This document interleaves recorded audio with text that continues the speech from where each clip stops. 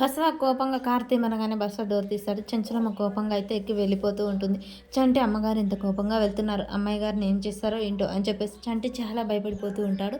చెంచలమ్మ అయితే ఇక చాలా కోపంగా వస్తూ ఉంటుంది. సింధూర వాళ్ళ చెల్లిని చూడాలి, వాళ్ళ అమ్మ నాన్నని కలవాలి అని ఆత్రంగా కంగారుగా వెళ్ళిపోతూ అలా అడ్డుదారిలో వస్తూ ఉంటుంది. ఈలోపే చెంచలమ్మ కారు అడ్డుగా తెచ్చి పెడుతుంది.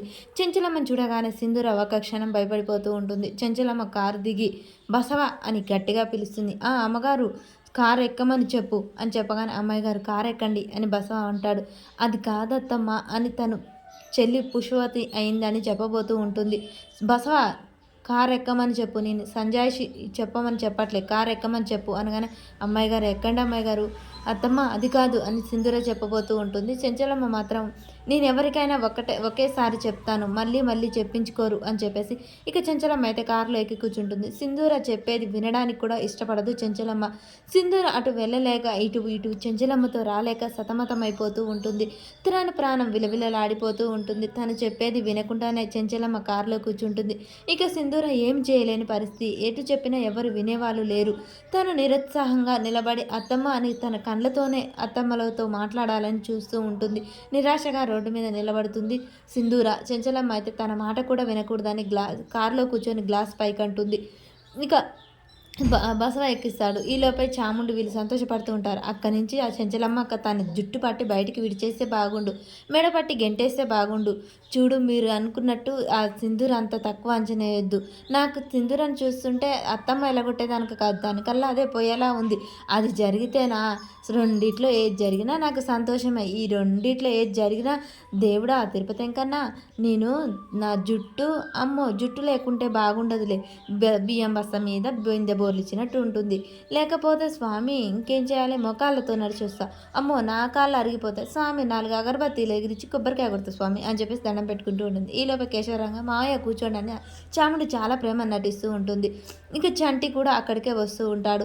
చాముండి సింధూరా అని చెప్పేసి అనగానే సింధూరా చెప్పకుండా ఇంట్లో నుంచి వాళ్ళ అమ్మ నాన్నని కలవడానికి వెళ్ళింది బావగారు, ఇక అది తెలిసిన ఆ చెంచలమ్మత్త కూడా వెళ్ళింది అక్కడికే అని చెప్పగానే నేను చెప్పినా వినలేదు, సింధూరం మీతో ఒక మాట చెప్పుంటే బాగుండేది మావయ్య గారు, నేను అమ్మ అందరం అదే చెప్పాము, మావయ్య వచ్చాకన్నా చెప్పి వెళ్ళు అని, కానీ తను వినకుండానే వెళ్ళిపోయింది అని చెప్పగానే చంటి అనగానే అయ్యగారు అసలు అలా ఏం కాదు, అమ్మాయి గారు వాళ్ళ చెల్లి శ్రీవల్లి పుష్పవతి అయింది, అది తెలుసుకొని అమ్మాయి గారు మనసు ఆపుకోలేక వెళ్ళిపోయింది అని చెప్తుండగానే చాముండి చాలా కోపంగా అయితే చూస్తూ ఉంటుంది. చంటి నిజం చెప్తుంటే వీళ్ళుగా చాలా భయపడిపోతూ ఉంటారు, వీళ్ళని ఏమన్నా అంటారా అని చెప్పేసి. చంటి జరిగింది మొత్తం చెప్పడంతో ఇక కేశవ్ అయితే సంతోషపడుతూ ఉంటాడు.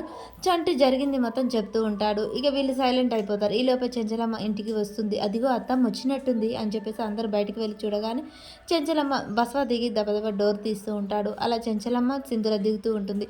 పద అని చెప్పేసి చెంచలమ్మ అంటూ ఉంటుంది. సింధూర అయితే నిరుత్సాహంగా వెళ్ళలేక వెళ్ళి ఇంటికి వెళ్తూ ఉంటుంది. లోనికైతే చాలా దుఃఖంతో తన కళ్ళలో నీళ్లు నిండిపోతాయి.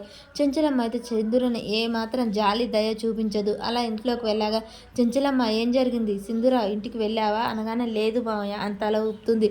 అదేంటి చెంచలమ్మ అక్కడ దానిక వెళ్ళిన వాళ్ళు ఇంటికి వెళ్ళొచ్చు కదా, అసలు సింధూర తప్పు చేసింది, నాకు చెప్పకుండా ఇంట్లో నుంచి వెళ్ళిపోవడమే తప్పు, నేను ఇంత ముందుకు కూడా చెప్పాను నా అనుమతి లేదే ఇల్లు దాటకూడదని, అలాంటిది ఇప్పుడు వెళ్తే నేను ఎలా క్షమిస్తాను అని చెప్పేసి చెంచలమ్మ అంటూ ఉంటుంది. చెంచలమ్మ తప్పు చేసావు, అసలు ఏం జరిగిందో తెలుసుకోకుండా ఇలా సింధూరం తీసుకురావడం తప్పు కదా, అసలు శ్రీవల్లి పుష్పవతి అయింది సింధూర వాళ్ళ చెల్లె, అది తెలిసే మనసు ఆపుకోలేక సింధూర అక్కడికి వెళ్ళింది, అలాంటప్పుడు నువ్వు ఇది తెలుసుకోకుండా సింధూరాన్ని ఎలా తీసుకొస్తావు, అలాంటి విషయాలు జరిగినప్పుడు వాళ్ళకు సహాయంగా ఉండాలనే ఆతృత భయం అదే ఉంటుంది, మనకు చెప్పాలనే కంగారులో మర్చిపోయి ఉంటుంది, దానికి ఎందుకు ఇంత రాద్ధాంతం వెళితే అయిపోయేది ఉండే కదా అని చెప్పగానే చెంచలమ్మకి నిజం వాళ్ళు చెప్పలేదు.